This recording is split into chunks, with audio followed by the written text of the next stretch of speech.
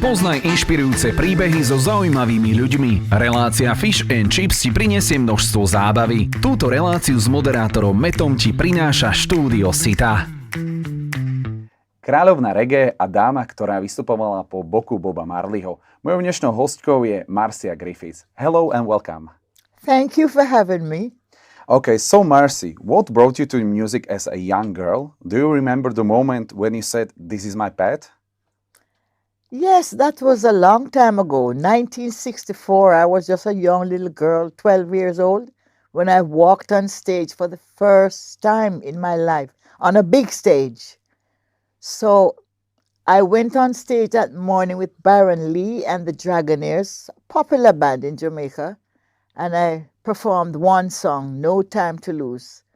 That was a big song in Jamaica at the time because, of course, we were influenced by American music. And I was inspired by all those American female artists, Dionne Warwick, Aretha Franklin, Patti LaBelle, Carla Thomas. Those were my inspiration. Was it hard to get into that stage as was these ladies? Very hard to get on stage. You know, I was just blessed to get the opportunity because it was one big, we would call it like a fight, you know, for me to get on. The show was already planned.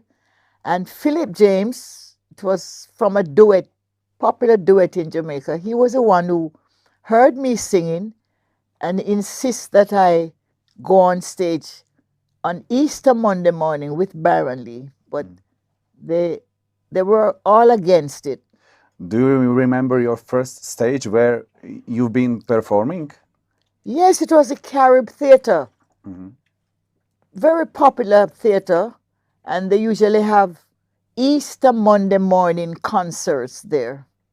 It's usually a regular thing, you know? And that was one of the big shows that everyone looked forward to going to. And how was it from the other side, from the people who looked on you like you've been from Jamaica, there are the stars from USA, and it was like, who's this lady?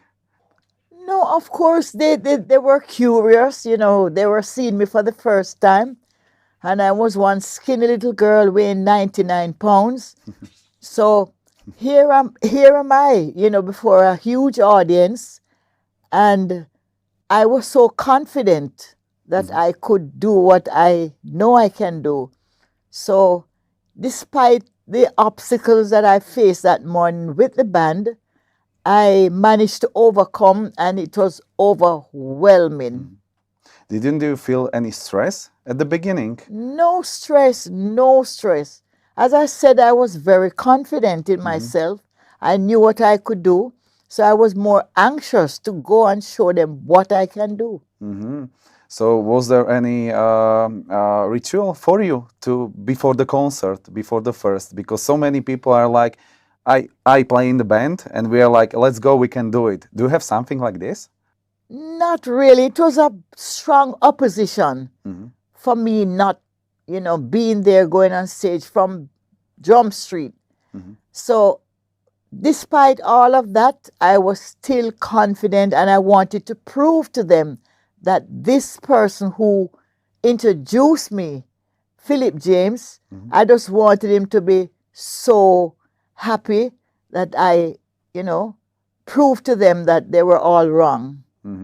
When did you maybe realize that reggae was becoming a global phenomenon and that you were at the first or in its roots? Well, when I started, it was what, rock steady. I think it was. There are different genres of music, as you might know.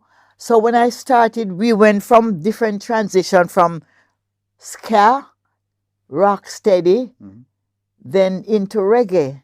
You know, so I experienced all those changes and different genres of the music. How did you know that the reggae is right for you? Like when you're experiencing with the music, how do you know that it is the right thing, that this is good for people? Well, reggae music is our culture. We identify with reggae music. And then it became like Bob Marley took it to the four corners of the earth. and it maintained no matter where whatever avenues or lanes, whichever turn it took, we just maintained that one identity, which is reggae music. And up until this day, we have different things adding to the music, like the Afrobeat, but we maintain our reggae music because this is our culture, our heritage. We identify with this music wherever we go. How was the environment of Jamaica in the 60s? Like, influence to you something, or did it do something to you? Because it was the different times as now, I think. Yes, it was. I believe that when I started in the 60s and the 70s, those music that was done in those decades, those are the music that has the longevity, substance, and they live forever. So everything else that happens today is like a spin-off from the original foundation music that we knew of, that myself, Bob Marley, Jimmy Cliff, just to name a few. Whatever was laid down, it lived forever. And these are the music that even the artists today, they would go back in time, use Studio One, which is one of our original stables where the music was originated. They would use those rhythms from Studio One and write songs on them, and they're always a hit. Do you think this time or these years is better music in reggae than before? Or something changed? Of course, there have been a lot of changes, in the music. But as I said, no matter where it goes, this generation has taken it to another level with hardcore dance hall. But it is still identified as reggae music. Okay, and if we come back to your young age, what the moment was in you when you stand on the stage for your first time? Do you remember that feeling? What was it? That was one of the most beautiful feeling, being on stage at the age that I was, because you have been listening to the radio, hearing songs, beautiful songs done by different artists, and here I am, a part of the whole thing that I always admire, love and admire. And I recognize from school, going to school, that I had a God-given talent, and my other two sisters, we usually sing together, harmonize each other.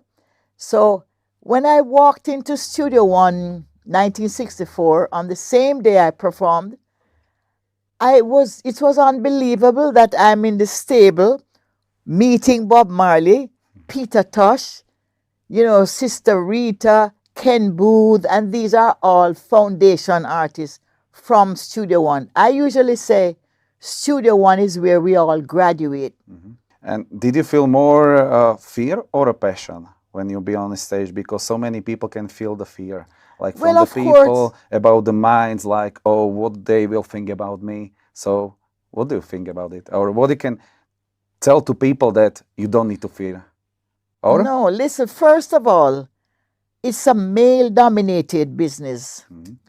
And female were just a few. It was just myself and maybe two other female singers, Hortense Ellis and Phyllis Dillon, just a few. So it's male-dominated. So for a woman to survive in a male-dominated business, you have to have good management, and you have to have patience, perseverance, and know what you're about, and know that, just focus and know that this is what you want.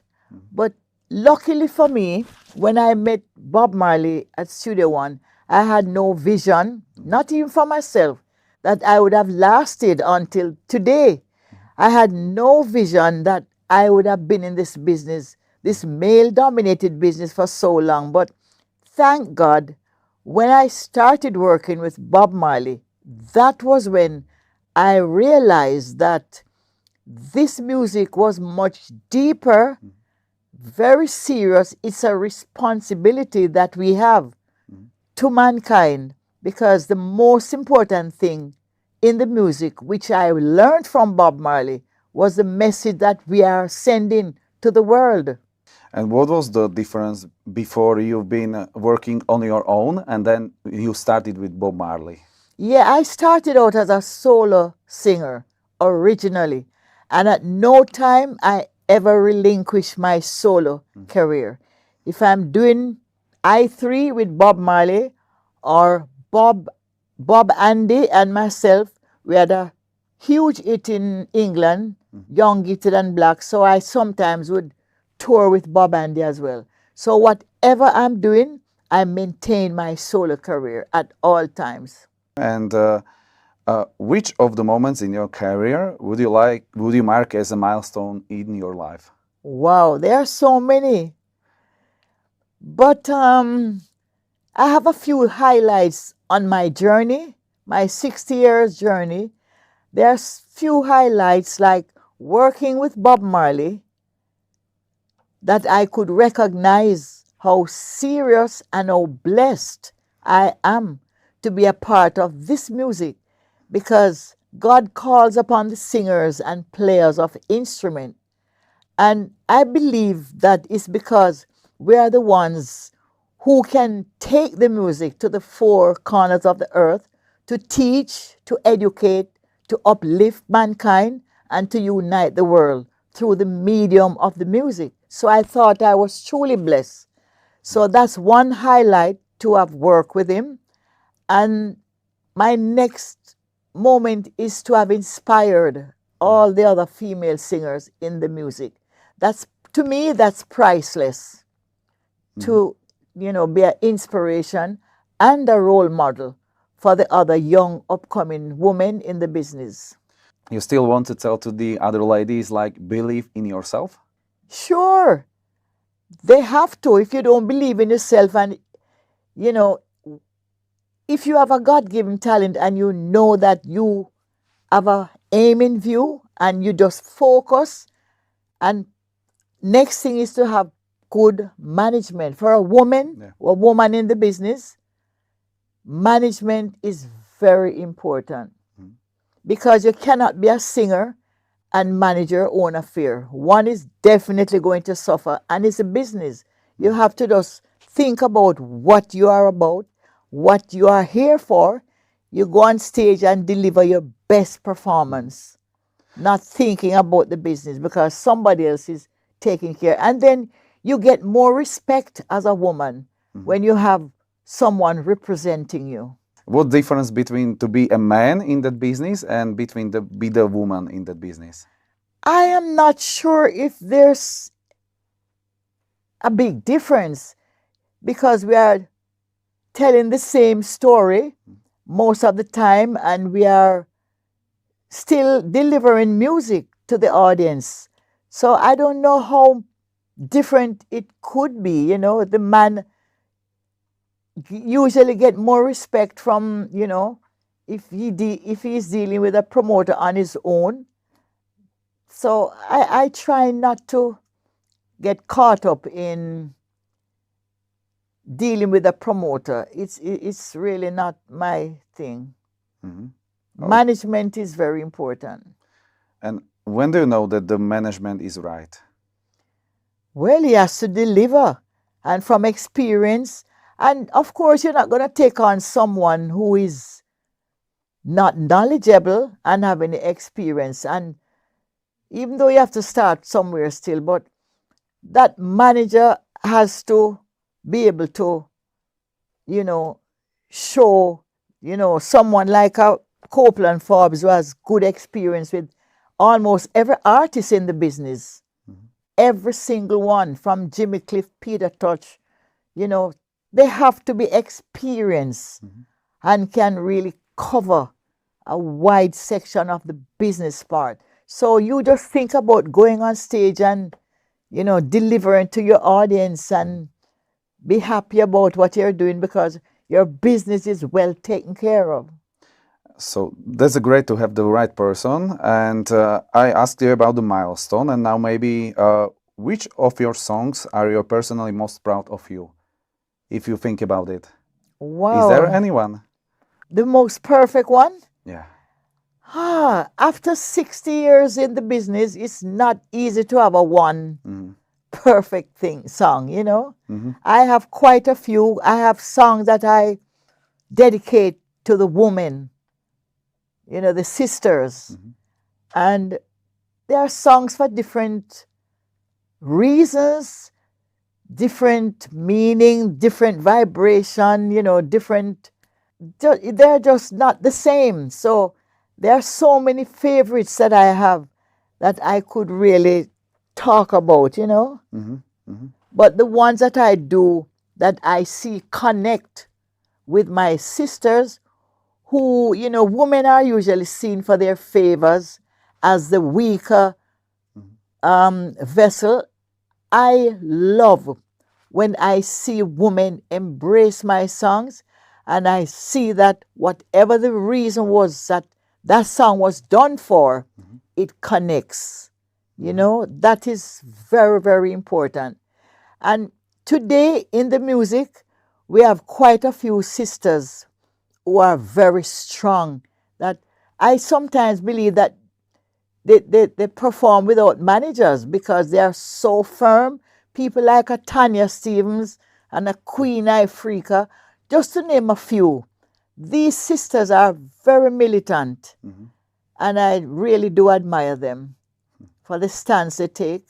And whatever they are sending out in the music is always positive to uplift. Yes. So with your songs, you would like to give to people the way where should they go? Is like the way Of course, that's what it's all about.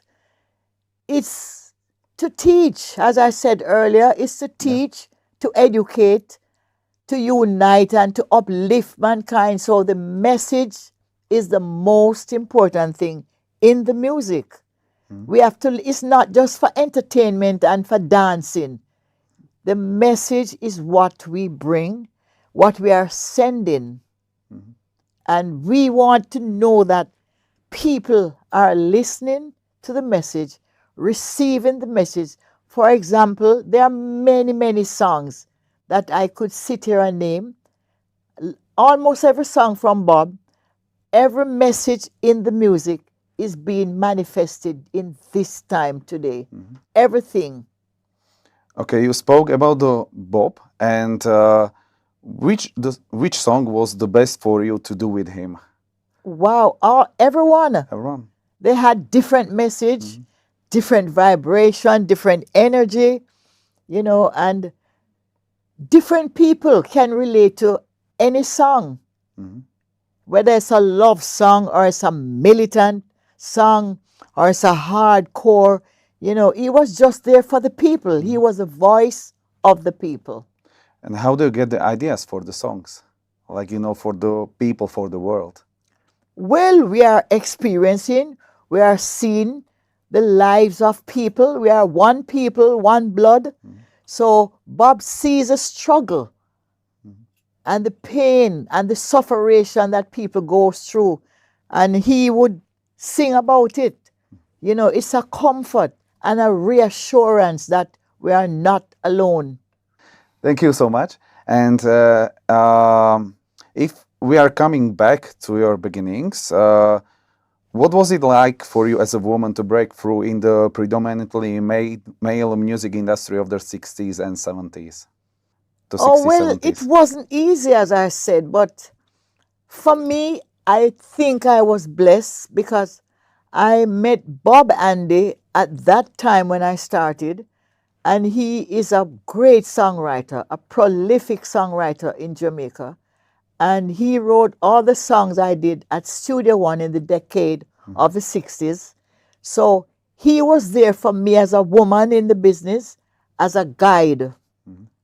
So it was much easier to go through in a male-dominated business, having someone there at my side. And Luckily for me. and are you now the guide for the young ladies, maybe in the industry? Or are you Well, trying as to I be? said, these young ladies today, they are very knowledgeable from experience and even from the things that I would say. They are all close. We are very close, in friendship, and I would share my journey with most of these women, and they themselves have experience, and they are very, very knowledgeable. So, and most of them have managers that they work with. So it's not as hard for them as it was for me. What qualities or attitudes have helped you to succeed and endure in this environment, like a woman? What was the biggest thing that lets you in this world? Well, the first thing a woman should really do is to respect herself, and then she will be respected by everyone. Show respect. Livity, for me, is everything. It's not always what you wear or how you carry your hair. It's your livity and how you deliver yourselves in your daily life. And I managed to maintain a certain standard of my livity throughout my life, that people give respect, which is something that makes my journey much easier. Okay. And how you managed to balance the roles of maybe the wife, mother, or an artist constantly on the road? Was it hard for you? Very hard. It's hard on the road. And again, as a woman, luckily, being on the road, we were so organized, even from that time. And everything was much easier because when you have good management, as I said earlier, everything, every T is crossed and every dot is on the I's. So, luckily, we had that going for us. Good management, taking care of everything. So we just concentrate on going out there to do our best, to give it all. And I, as a musician, if you are going on the tours, how can you regenerate your energy inside you? Because sometimes you need to put the energy to the people. How did you recover it back?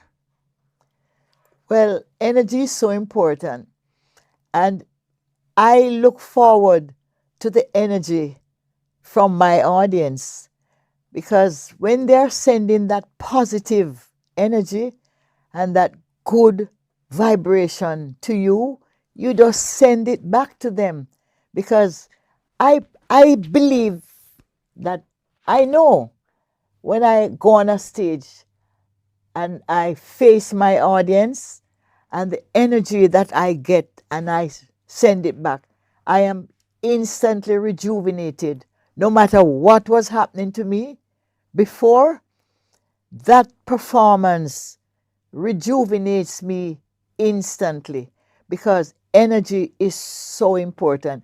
And I believe, again, that one of my secrets for longevity is energy from different. I've collaborated with 50 artists so far in my journey, and most of them is the younger generation. So that energy, there's no energy like the youth. So being able to collaborate with the younger artists, it does so much for me. And as you said earlier, energy is so important.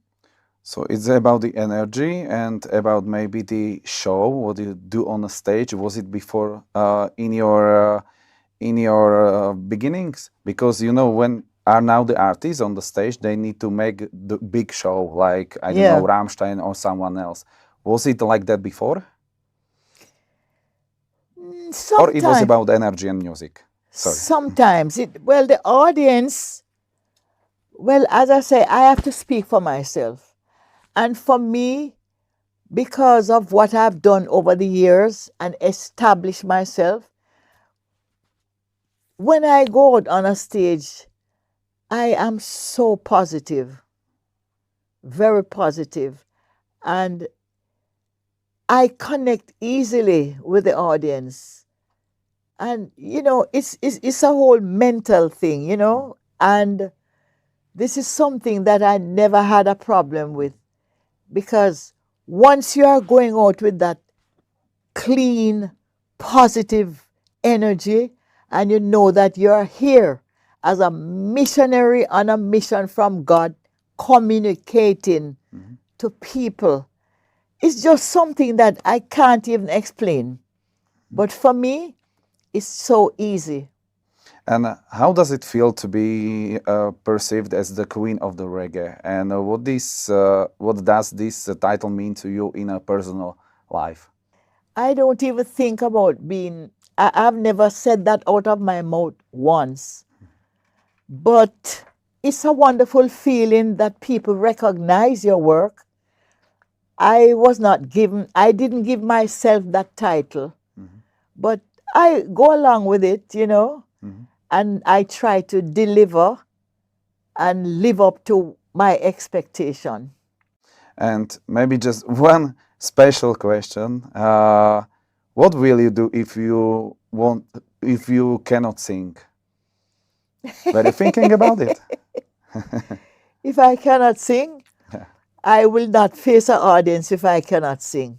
I would prefer not to go on a stage if I cannot sing than to go on a stage giving people different thoughts of me.